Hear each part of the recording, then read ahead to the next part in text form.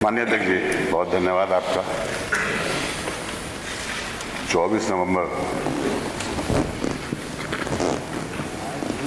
एक प्रार्थना पत्र न्यायालय में दिया जाता है, जिसमें संभल में स्थित शाही जामा मस्जिद को सर्वे के लिए कहा जाता है कि इसमें हम सर्वे करना चाहते हैं। अध्यक्ष जी, सर्वे की रिपोर्ट उस दिन दी गई, सर्वे उस दिन किया गया। अदालत ने उसी दिन ही सर्वे तय कर दिया और उसी दिन ही 2 घंटे के अंदर पूरी प्रक्रिया कर सारों को संभल भेज दिया। संभल में जब इसकी सूचना हुई तो संभल की जामा मस्जिद की जो कमेटी थी, संभल में जो मौलानाओं की और जामा मस्जिद के सब कमेटी के लोग ने उस जो कमेटी आई थी सर्वे करने के लिए उसको सहयोग किया, पूरी तरह का सहयोग किया और आसानी से सब कुछ समाप्त हो गया। और समाप्ति होने के बाद जैसे ही वो चले, उन्होंने जय श्री राम के नारे लगाने लगे, जिससे समाजवादी पार्टी नहीं पूरा संभल इसके ऊपर आक्रोशित हो गया, मगर फिर भी शांत रहे तो चले गए। एक दिन फिर 23 तारीख को इसके लिए फिर बहस के लिए कहा गया कि एक मरतबा हमें सर्वे करना है। 23 तारीख को ये कहा गया कि रात को हमारे संभल के जनपूर्ण अधिकारियों ने कि कल सुबह 24 तारीख को 7 बजे फिर दोबारा सर्वे होगा। मान्यवर जामा मस्जिद कमेटी और शहर के मौजूद लोगों ने उनसे ये कहा कि 24 तारीख की क्या जरूरत है। 24 ये आदेश जो हुआ है वो 29 तारीख तक अपनी सर्वे रिपोर्ट जमा करने का हुआ है, तो इतनी जल्दी क्या है। मगर नहीं माना गया। लखनऊ से आदेश हो गया कि नहीं, 24 को ही कराना है। 24 को क्यों कराना है? क्योंकि 23 के अंदर रिजल्ट आया। 23 के अंदर रिजल्ट आया कुंदर की विधानसभा का। वहाँ का रिजल्ट जो आया था उसमें सारे के सारे वहाँ के जो मुस्लिम वोटर्स थे उन सबके वोट डाल दिए गए, जबरदस्ती जितवा दिया गया वहाँ के। इसके ऊपर कोई विरोध न हो, कोई आक्रोश न हो, इस वजह से उन्होंने कहा कि इसको बदला जाए, इस प्रकरण को, और इसको इस तरह से तरमीम कर दिया जाए। सर्वे रिपोर्ट आ गई, बैठ गए। लोगों ने फिर दोबारा नारे लगाने लगे जय श्री राम के। भीड़ इकट्ठा हो गई। भीड़ इकट्ठा होने के बाद पुलिस ने फायरिंग शुरू की और फायरिंग शुरू होने के बाद में 5 लोगों की डेथ हो गई, जिसमें नईम, बिलाल अंसारी, आयान और मोहम्मद कैफ। मगर एक व्यक्ति का पोस्टमार्टम में नहीं हुआ, पुलिस ने जबरदस्ती उसको दफन करा दिया। मान्यवर, इसमें एफआईआर होती है और एफआईआर के अंदर संभल के एमपी ज़ियाउर रहमान का नाम आया, जो कि संभल में थे ही नहीं, बेंगलुरु गए हुए थे। मैं भी वहाँ नहीं था, मेरे बेटे का नाम आ गया, वो भी वहाँ नहीं था। गर्ल्स के 27 लोगों के नाम उसके अंदर आए और उसके बाद से पुलिस ने प्रताड़ना शुरू कर दी। घरों के अंदर घुस के इतनी बुरी तरीके से मारा उन लोगों को। वो नामजद भी नहीं थे, मगर नामजद किया गया बाद में उनको। इस तरह का आयाम हो गया और शहर के अंदर अफरा तफरी मच गई। ये सब चीज़ें इस वजह से हुई कि संभल के अंदर जो अधिकारी हैं वो बिल्कुल नए हैं। उन्हें पहली मरतबा पोस्टिंग मिली है, उनको कोई तजर्बा नहीं था और ये घटना यहीं से कंट्रोल करती होती रही लखनऊ से मुख्यालय से। अध्यक्ष जी, मुझे ये कहने में बता दें आपको और भी, संभल को एक बड़ी उससे देखा जाता है आदमियों से। ये घटना 1976 में हुई थी।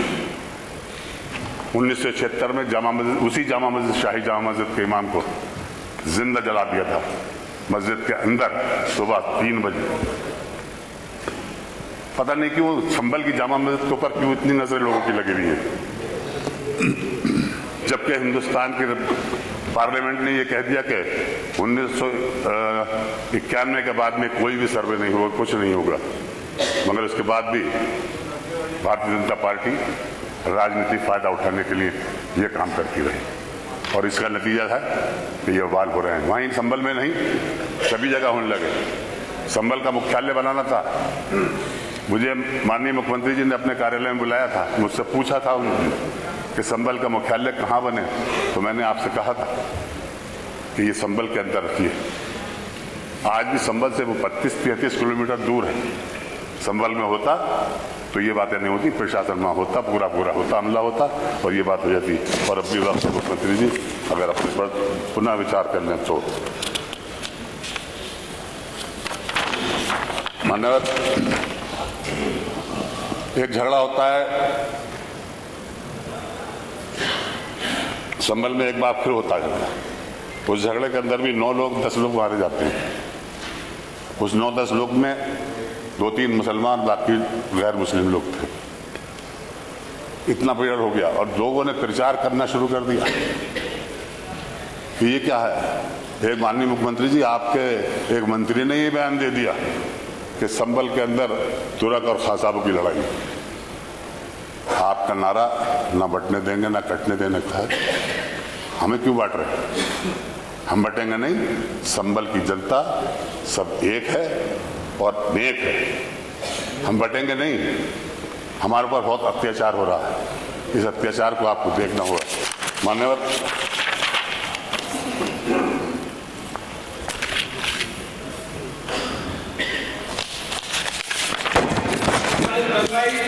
आप बैठे नहीं, आप ना, यू आर नॉट, नहीं, आप जब जवाब जो देंगे नहीं, आप नहीं, आपका नहीं, जब आपको अवसर देंगे, आपको अवसर नहीं, माननीय अध्यक्ष जी, उसका जवाब संभल के अंदर नहीं, जब ये झगड़ा हुआ, ये बात हुई नहीं, वो जवाब समय पे आएगा। आप शांत रहे। इन लोगों ने झगड़ा कराया, भाजपा के लोगों ने। यह घटना घटी, 5 लोग मर गए।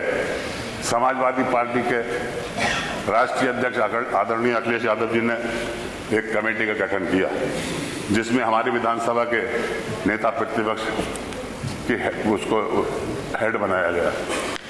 जाने नहीं दिया गया, मना कर दिया गया। यहाँ उनको हाउस अरेस्ट कर लिया गया, वहाँ नहीं जाने दिया गया। किस बात को छुपा रहे थे? किस बात को छुपाया जा रहा था जो इनसे नहीं जाने दिया गया? ये जाते कुछ ना कुछ अमन की बात करते। इनका स्वभाव तो आप खूब जानते हैं किस तरह का है। और अगर इनको मना कर दे, सबको मना कर दिया। माननीय मुख्यमंत्री जी, आप तो खुद ही किसी अपने प्रतिनिधिमंडल को भेज देते, मालूम तो कर लेते वहां हुआ क्या है, किसने किया है, कैसे किया है, किसने गोली चलाई, क्यों मारे गए लोग।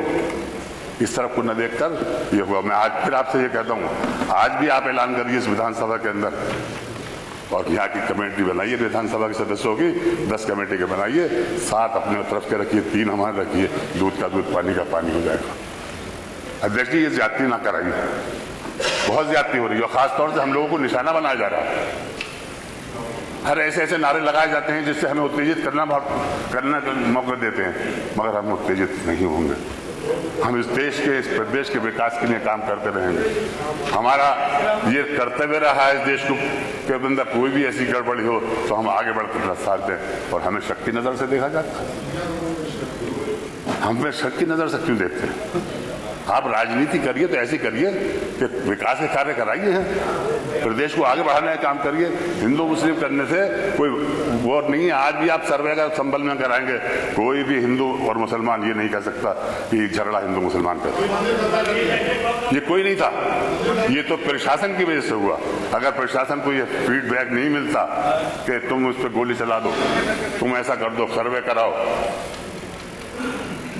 अगर ये तो हम उच्चतम न्यायालय का धन्यवाद देंगे जिन्होंने ये ऐसा आदेश कर दिया कि जिससे आपका भी कोई सर्वे नहीं होगा। मान्यवर, संभल की घटना बहुत गंभीर है और इसको आप गुस्से में न लेकर समझदारी से काम लेकर करिए। ये प्रदेश आपका है। आपने ये कहा कि मेरे प्रदेश में आज तक दंगा नहीं हुआ, तो इसकी जांच तो कराइए आप, इसके पीछे है कौन।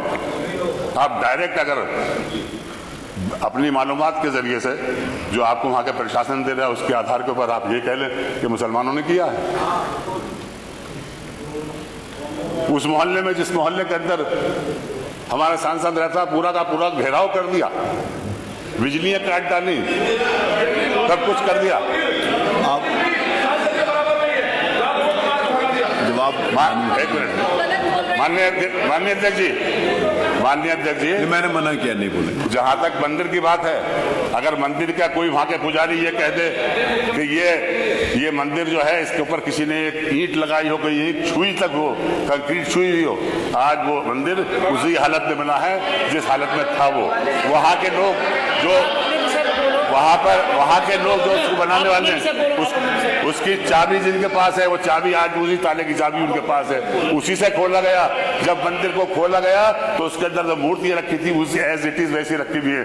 एक भी कोई भी मूर्तियों का खंडन नहीं हुआ, कहीं नहीं खंडित हुई।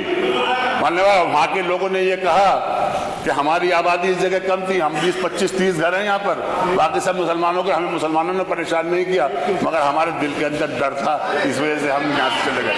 वो संभल से बाहर नहीं गए मान्यवर, वो संभल से बाहर नहीं गए, संभल के अंदर ही रहे वो। और मंदिर के अंदर जाकर के बाद में उन्होंने डीएम को भी यही स्टेटमेंट दिया और प्रेस को भी यही स्टेटमेंट दिया कि हमें किसी ने भगाया नहीं है, हमें किसी ने कहा। जिस हालत में मंदिर आज था उसी हालत में आज खड़ा है मान्यवर। उसके अंदर चढ़ावा आया, सिक्के मिले उसके अंदर, इतने पुराने सिक्के भी मिले, और उसको ये बताया जा रहा है किस तरह से आपको भ्रमित किए जा रहे हैं मान्यवर। मुख्यमंत्री जी, आप भ्रमित ना हो, वास्तविकता देखिए, मंदिर आज भी उसी हालत में है जिस हालत में वो था। 2006 तक उसके अंदर पूजा हुई है। वहां के लोग खुद कहते हैं, जो पूजा करने वाले हैं वो कह रहे हैं 2006 तक हमने पूजा की है उसमें।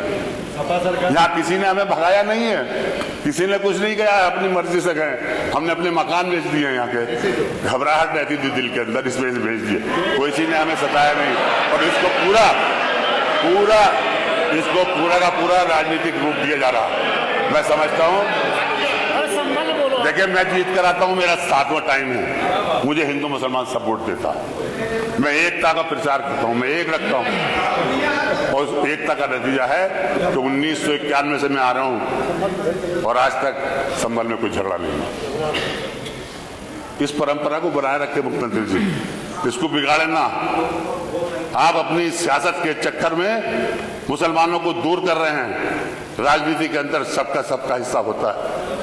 आप चाहते हैं कि हम कुदरती को छीन लें, जहां 65% मुसलमानों की आबादी, वहां बीजेपी का जीत जाए, जहां के डीएम, जहां के डीएसओ, जहां का कमिश्नर, जहां का डीआईजी, अरे भाई शांत हो जाए, सबके सब लगकर मुसलमानों को वोट डालने नहीं दिया, छीन ली उनसे वोट की ताकत।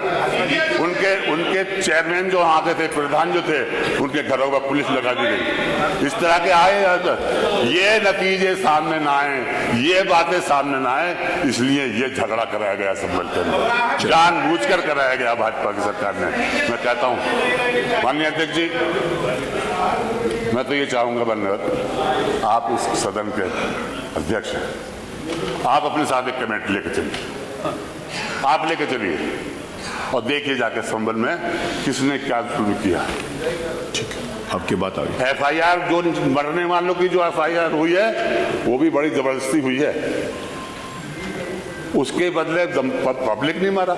अब बताइए, हमारी मस्जिद, हमारे खिलाफ कार्रवाई, हमारे ही मर रहे हैं, हमारी मस्जिद हम ही मर रहे हैं, हमारे खिलाफ है, हमारे घरों के अंदर तोड़ फोड़ हो रही है। ये तो ये चाह रहे हैं, 2700 लोगों को नामजद किया गया, 2700 लोगों के खिलाफ FIR, एकदम बुरा हाल। नहीं भाई प्लीज, आप तो प्रदेश जवाब हैं, आप इस प्रदेश के मुखिया हैं, आपका फर्ज बन जाता है कि आप अपने प्रदेश के अंदर अमन शांति बनाए रखें, यहाँ कोई हिंदू मुस्लिम बात न हो, ये आपका फर्ज बनता है। इस फर्ज को निभाइए मान्यवर। आप मुख्यमंत्री ही नहीं, आप किसी पीठ के पीठेश्वर भी हैं। किसी भी जाति, किसी भी समुदाय, किसी भी धर्म के अंदर आपस में लड़ाने की बात कभी नहीं की गई, मेल जोल रखा गया। अरे हमने तो ये देखा मान्यवर, जवाब नहीं प्लीज, माननीय अध्यक्ष जी, नहीं, हमने तो ये देखा कि हमारे इस आप गुजर साहब वहां से वहां पहुंच गए, अच्छी बात। माननीय अध्यक्ष जी, नंद किशोर जी नहीं, हमने तो ये देखा 96 में नहीं, माननीय आप कल्याण जवाब- सिंह जी की सरकार थी। 1996 में माननीय कल्याण सिंह जी की सरकार थी। हम सब लोग विधानसभा में बैठते थे। रमजान आ गए, उन्होंने अपने घर पे इफ्तार कराया 5 कालिदास के ऊपर, इसे संबल पर और बोलो। इफ्तार कराने के ऊपर संभल पर। वहीं पे हमने अजान भी दी, वहीं नमाज भी उन्होंने पढ़ाई। ऐसे बन जाइए आप भी, सब आपको गले लगाएंगे। छीन के क्या फायदा है? वोट क्यों छीन रहे हो? वोटों को छीन लो, प्यार से करो। या जितनी सुविधाएं आप हमें दे रहे हैं तो कोई एहसान नहीं कर रहे हैं। ये संविधान में लिखा हुआ, ये संविधान में लिखा हुआ है। संविधान के अनुसार चलेंगे तो हम आपका सहयोग करेंगे, मगर आप संविधान को भूल रहे हैं। इस द्वेष की नहीं, आप नहीं अलाउड कि आपको अच्छी बात नहीं है। प्लीज बैठिए, प्लीज। आप जो हैं नहीं, मंत्री नहीं है, आप किसी पीठ के पेशवर हैं। उस फर्ज को भी अंजाम दीजिए। हिंदू मुसलमानों को लड़ाओ, हम हैं। अगर हमसे इतने अगर वो है, हमसे अगर इतनी परेशानी है तो मुसलमानों के ऊपर वोट का हक छीन लीजिए, आप मत दीजिए। मगर ये भी नहीं कर सकते आप ये भी नहीं कर सकते। क्यों? फिर लड़क गए कैसे? फिर वोट कैसे लेंगे हिंदू मुस्लिम मगर किए? इसलिए आप ये काम करते हैं। चलिए। माननीय अध्यक्ष जी, ये बड़ा गंभीर प्रश्न है और मैं चाहूंगा कि इस अविलंबनीय लोकहित के गंभीर विषय पर सदन का ध्यान आकृष्ट करते हुए आज का प्रोपेशन की कार्यवाही कार्यसूची में मिलकर चर्चा कराई जाएगी।